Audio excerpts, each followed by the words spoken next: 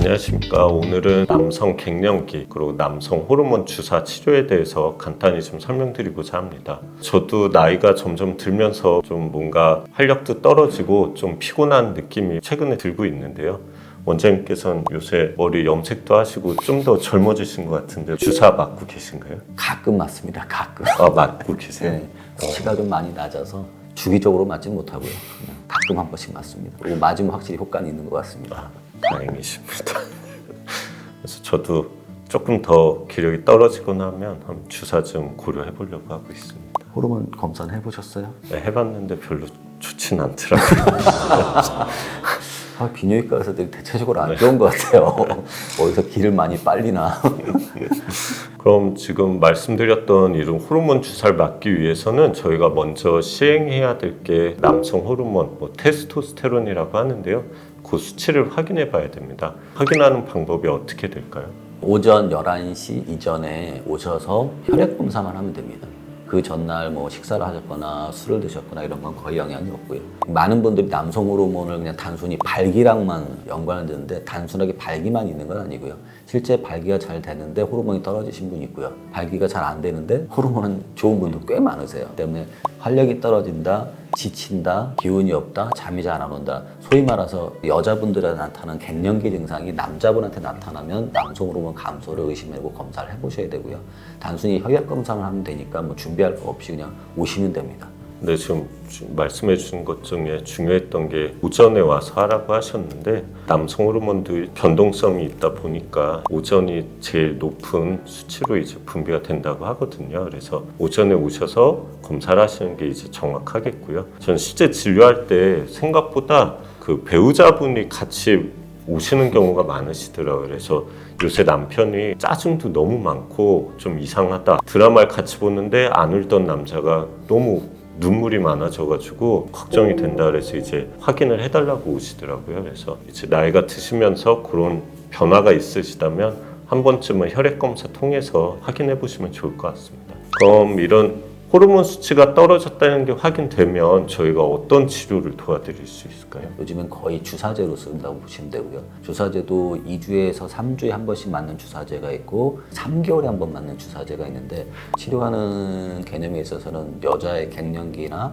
생리불순하고 비슷한 개념으로 갖고 치료를 하고 있습니다. 일단은 오셔서 검사를 해보시면 그 원인이 남성 호르몬 감소 때문이라고 그러면 그걸 해결할 수 있는 방법을 찾으려고 노력하고 있습니다. 특히 20, 30대 조금 젊으신 분들이고 앞으로 임신 계획이 있으신 분들 같은 경우는 사실 이 치료를 하는 게 되게 조심스러운 면이 있거든요. 그래서 이유나 그럴 때 어떻게 하시는지 좀 말씀 부탁드리겠습니다.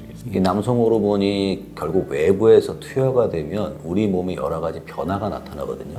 특히 나타나는 것들이 일단 호르몬이 떨어졌다 갑자기 높아지는 거죠. 그랬을 때 사춘기 때 나타나는 현상이 나타나요. 쉽게 말하면 여드름 같은 게 나오고 얼굴도 좀 울그락불그락해지고 성격도 좀 어떻게 보면 과격해진다, 좀 다혈질이 된다는 개념도 있고 잠도 많아지고 그 중에서 제일 안 좋은 거는 고환의 기능이 떨어진다는 거예요. 고환에서 남성 호르몬을 만들고 정자를 만들고 하는 기능이 있는데 외부에서 투여된 남성 호르몬 때문에 고환 자체에서 남성 호르몬을 덜 생산할 수가 있고 그게 덜 생산하다 보니까 고환 내에서 정자가 만들어지는 양이 줄 수밖에 없다고 알려져 있어요. 따라서 고환 위축이 오는 게 문제가 될 수 있고요. 사춘기 때 몸에서 모든 걸 빨리빨리 생성해주고 피도 많이 만들어주고 뼈도 빨리 만들어주는 그런 역할도 하겠지만 피를 너무 많이 만들면 피가 케찹처럼 찐덕찐덕한 혈액순환에 오히려 장애가 와서 폐색전증이나 이런 것도 유발할 수 있다고 되어 있기 때문에 치료를 할 때는 반드시 그런 문제가 있는지 없는지를 먼저 검사를 해보고 시작을 해야 되는 거고요. 젊은 친구들은 아마도 여자의 생리불순처럼 일정한 시간에밖에 안 좋을 수 있어요. 그럴 경우에는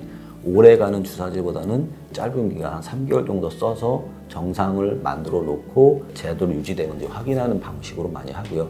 이미 60대, 70대 되면 속된 말로 폐경이기 때문에 그거는 이제 1년에 4번만 맞으면 되니까 우선적으로 선호하는 것 같습니다.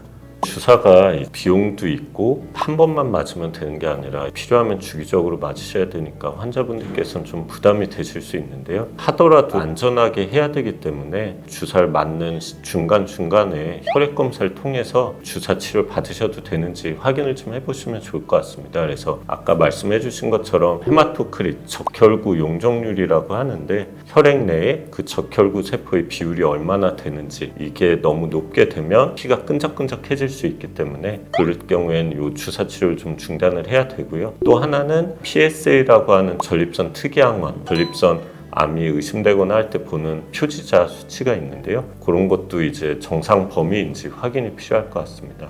그래서 남성 호르몬 주사 치료를 할 때 여러 가지 말들이 있습니다. 이 주사를 맞으면 오히려 암이 더 생기는 게 아니냐, 심혈관계 질환이 더 발병하는 게 아니냐, 불임이 되는 거 아니냐, 여러 가지 말들이 있는데, 심혈관계 질환에 대해서는 옛날 논문에서 호르몬 주사를 맞게 되면 발병률이 높아질 수 있다 해서 이제 문제가 됐던 걸로 알고 있는데요. 지금은 그게 아니라고 결론은 났죠. 그래서 환자분들께서 그런 건 걱정 너무 안 하셔도 될 것 같고요. 그 전립선 암하고는 관련이 어떻게 될까요? 매우 밀접하죠. 이 주사를 맞는다고 해서 정상인분이 암이 발생하진 않습니다. 또 전립선이 갑자기 커져서 전립선 비대가 되지도 않습니다. 단 전립선 암이 있는 경우 암이 급속도로 퍼질 수가 있기 때문에 그것만 확인하면 되고요. 다른 암과는 연관성은 없는 걸로 돼 있어서 어떻게 보면 가장 안전하게 쓸 수 있는 거고요. 내가 지금 전립선 비대로 치료를 받고 있다 하더라도 주사를 맞는다고 해서 더 급격하게 자라는 건 아니기 때문에 그것과 거의 상관이 없는 걸로 알려져 있고요. 이런 호르몬 주사들이 치료 전에 적절한 검사만 확인이 된다면 안전하게 받으실 수 있는 치료이기 때문에 너무 부담 갖지 않으셔도 될 것 같고요. 그럼 혈액 검사를 했을 때 어느 정도의 수치가 되면 치료를 고려해야 될까요? 저는 개인적으로 3.5. 3.5일까요?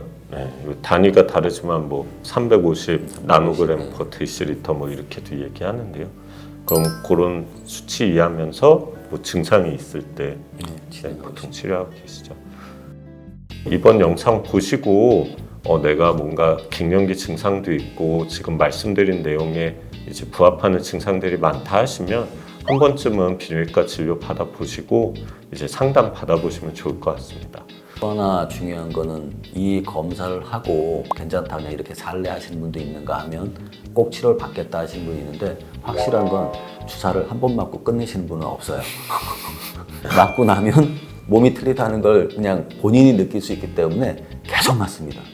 환자분들이 어디서 갱년기에 맞는 음식, 뭐에 좋다는 거, 삼계탕이든 그런 걸 드시는 것보다 거의 주사의 효과는 확실합니다. 더 궁금하신 점 있으시면 저희 영상 하단에 질문 남겨주시면 감사하겠습니다. 감사합니다.